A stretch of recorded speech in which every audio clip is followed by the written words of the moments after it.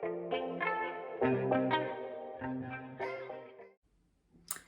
welcome back to the channel. It's Sarah from I Am Simple Natural Life. Thank you for joining me. If it's your first time here, then don't forget to subscribe. Or in fact, if it's not your first time and you haven't subscribed, subscribe now, please. New content every week and I don't want you to miss it. So subscribe and you'll see it and it will make me feel good too. I also am on Facebook and Instagram and all that kind of jazz. So you can find that in the comment section, description-y thing down below. Anyway, so I am here today to talk about intentional living, and this is kind of your beginner's guide to intentional living. So if you, like so many of us, have gone through this, feel that you just think, how did I end up here? You know, how is this my life? This wasn't what I wanted. This wasn't what I planned. How is this?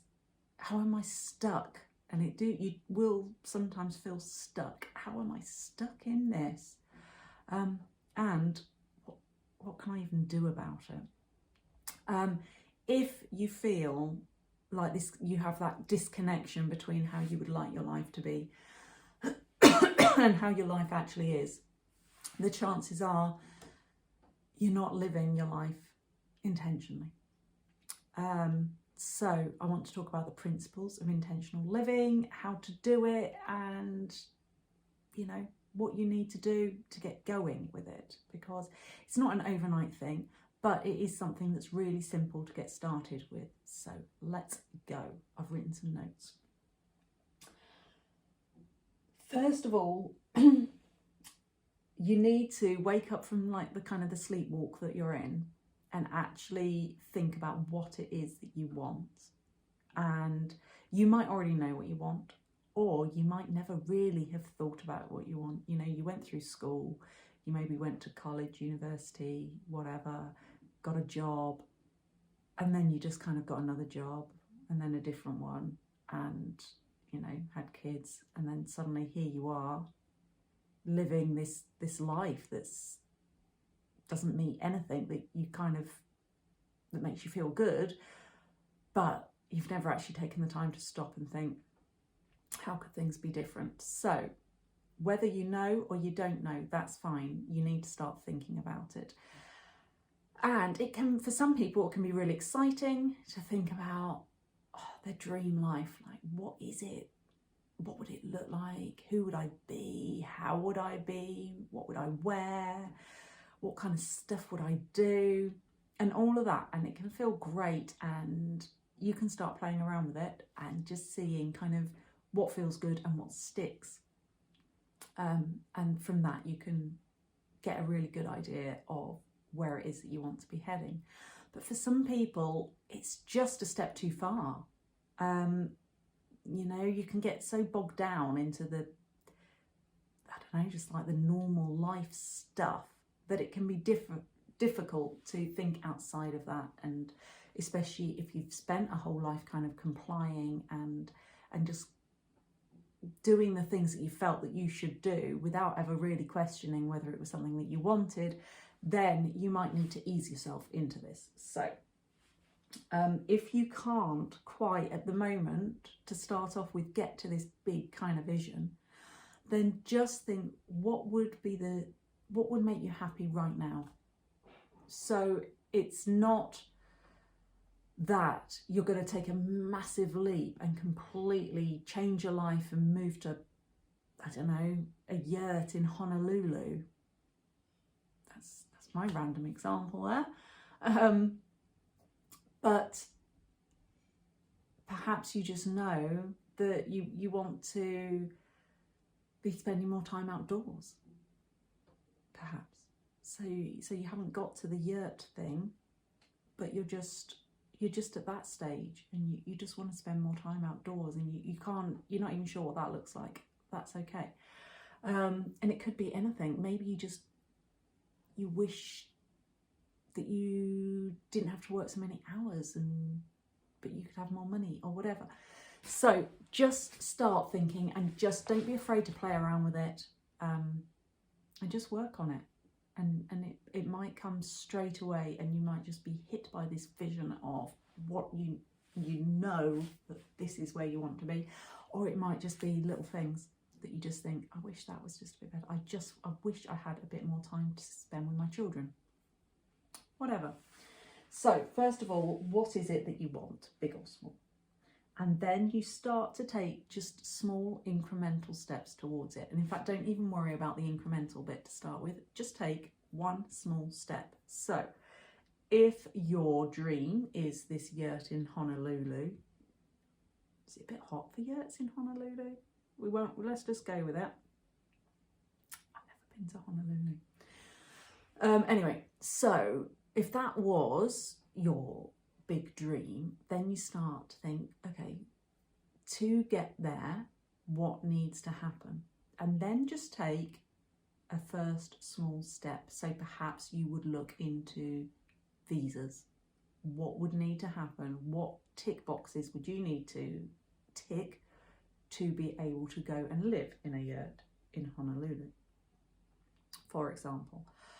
If your vision, your aim is at the moment just to spend some more time with your children, then what small thing could you do to enable that to happen? So it could be, do you need to get up half an hour earlier in the morning so that you can get everything ready for school or whatever, or for work, and then you could have a sort of quality breakfast time with them rather than rushing around like a headless chicken during the half an hour when they're eating breakfast. That would just be a small step towards it. And it's about having the intention, knowing what your intention is, and then just edging into that. Because your subconscious, which drives like more than 95% of your brain, that wants to keep you safe, and it keeps you safe by keeping you exactly where you are. So it's quite hard to make big leaps, and some people, they do it and it's right and they can make a big leap. They could literally just think, sod it, and they're just going to sort of leave one life and go straight for that yurt in Honolulu. But for most people, it doesn't always work like that. And the more responsibilities you've got and the longer you've kind of lived this life that doesn't feel right, sometimes the harder it can be. Not always, you know. So if you feel inspired to take the big leap, then go for it. Just leap away and rock on. But if you don't, the small steps are the things that you can then do, which will teach your subconscious that it is safe and it's okay to start doing things a bit differently. So with you want to spend more time with your children, your subconscious could be then thinking, we don't normally do this. So that doesn't feel safe to me because, you know, the mornings are really busy and I don't think this is a good thing for us because, you know, we haven't got time for this. But actually, by just tweaking your morning a little bit and taking 15 minutes, half an hour, whatever, to connect with the children just at that time, that's manageable to kind of go against your subconscious a little bit. It's saying, come on, no. And you're thinking, I'm going to do it. And then once you've done that, and you've done it a few times, your subconscious kind of thinks, oh, that was all right. And that you've ticked that one, and you can move on to what the next small step is, and then the next small step. And that's when the incremental small steps come. And then one day you look back and things have changed just massively. And you think, wow, I did that. And that's intentional living.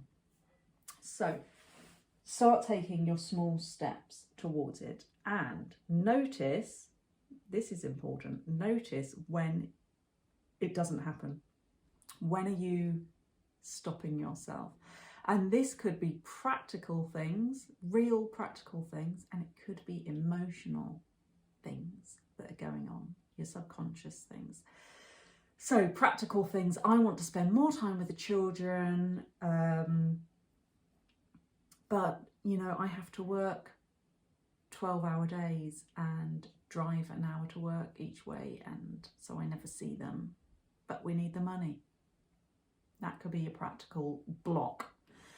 So then you need to look at that and to work out, how is there a way that you can tweak things a bit. I guess if you're already working 12-hour days with an hour either way, it'd be hard to increase your hours one day to work less another day, but you get the idea. Are there little things that you could do? Mess about with your hours. Could you reduce your hours? Could you look for a different job? Could you move to be closer to your work so that then you didn't have the extra travelling time? Whatever it is, what little thing could you start to think about doing that would help you get towards your goal? And the emotional stuff is the biggie.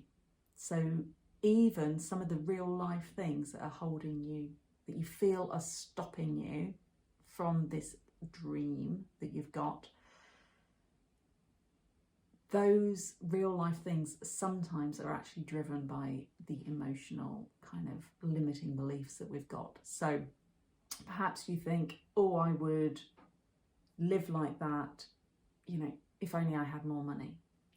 But actually, and whatever you try, you know, you never seem to get that promotion at work, you never seem to get the step up, you never win that lottery, and, you know, you're just not that lucky and whatever.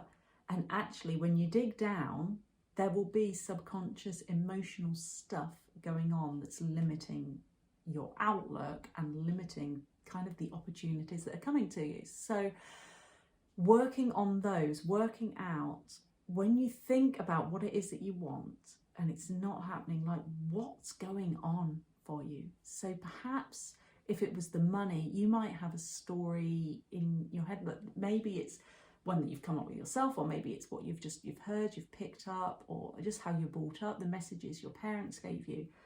Rich people aren't nice. That's a really common one, that people feel that rich people aren't nice. Well, if that is some sort of underlying belief that you have, your subconscious will do everything it can to stop you becoming rich, because why would if you're rich, then you won't be nice either. That's not good.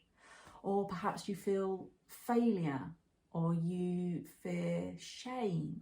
There'll be all these things that are going on for you, and the more that you can kind of dig into them and do the work on them, the better. Now, this is stuff that I work in my coaching business. This is stuff I work with my clients with a lot. But it's using techniques like Ho'oponopono, affirmations, gratitude, working through blocks.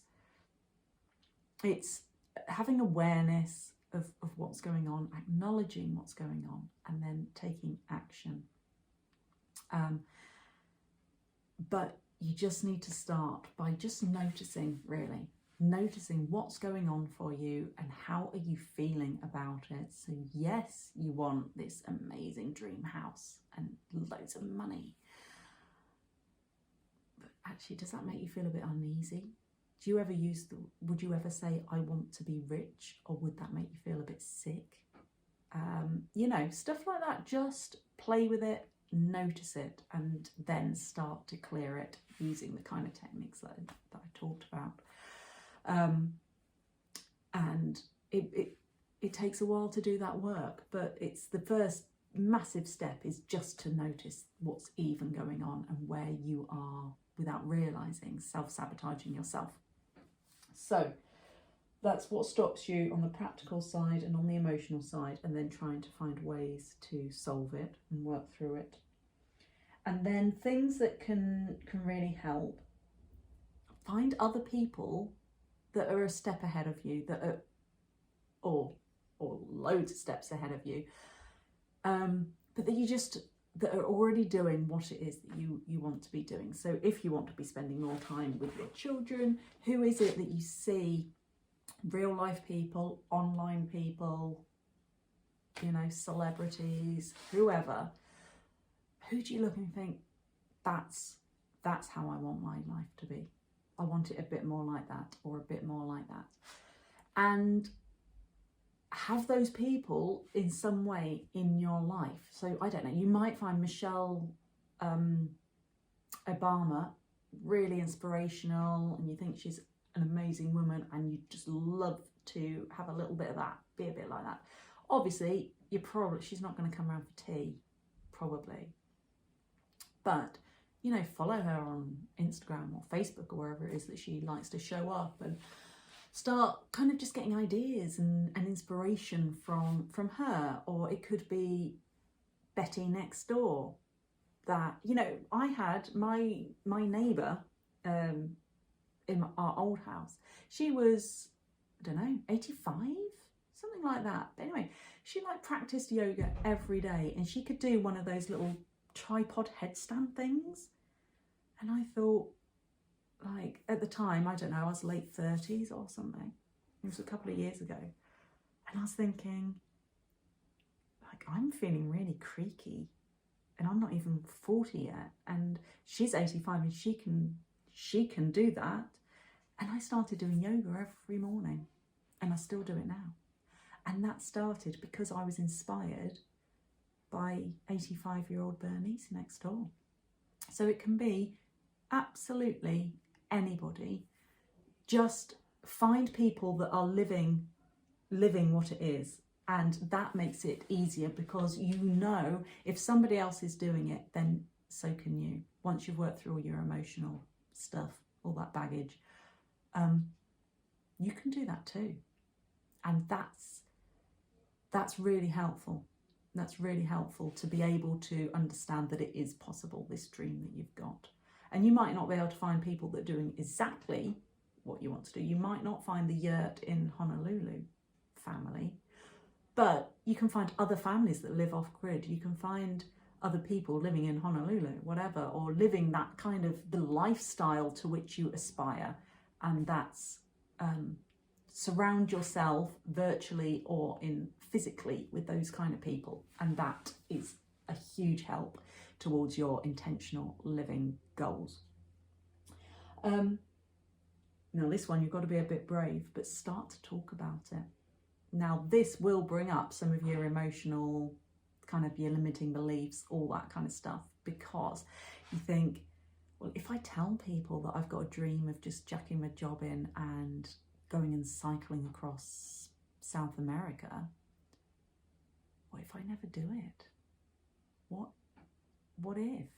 And then they're going to think I'm rubbish, and I'm going to feel like a failure, and you know, it's scary. It's scary to start talking about it. But if you can be brave and start talking about it, you're more likely to achieve it. That's just some kind of psychological fact thing. You are more likely to achieve it. And it starts to make it more real, because it's not just in your head. You're actually talking about it like this is something that will happen, that you are working towards this. So I'm trying to think of an example in my life. I can't think of one really at the minute. But yeah, you just being brave, and even just telling one person. You don't have to put a big banner outside the front of your house and say, I want to start spending more time with my children. You don't have to do that. But just be brave and tell one trusted person and see how it feels. And then tell another person and another person. It's another small step. You don't have to do it all in one go. Oh, I'm going on now. Look at the time. Right, last one. And this is a nice biggie to finish on. Live into it. So when you imagine this life of your yurt in Honolulu, or just getting to spend all this time with your children that you so crave, then when you imagine it and you vision it, and the more you can imagine and vision it, the better, by the way.